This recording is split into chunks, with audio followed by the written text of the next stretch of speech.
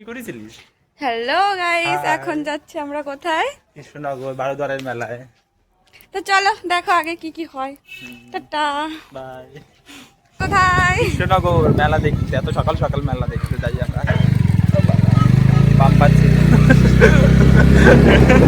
তো আমি আর আমার ভাই ও ভাইয়ের বন্ধুরা মিলে যাচ্ছিলাম কৃষ্ণনগর মেলা দেখতে। একটু সময় নিয়েই বেরিয়েছিলাম, কারণ আমাদের বাড়ি থেকে কৃষ্ণনগর যেতে 45 মিনিট সময় লেগে যায়। আর এই ভিউটা দেখো, ভিউটা এত সুন্দর।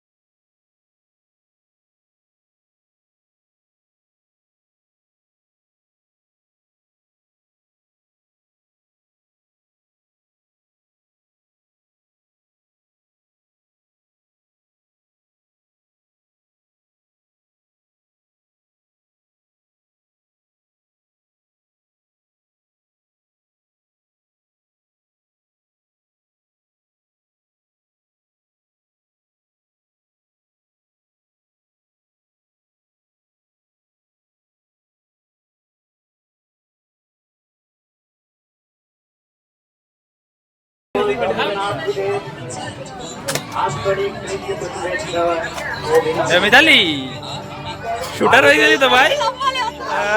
দাঁত সব বেরোয় গেছে। নে। স্ট্রপ বড় লোকদের জন্য, আমরা গরিব আমরা চুমুক দিয়ে খাই। এই যে ব্যাগ দেখো কেমন লাগতেছে।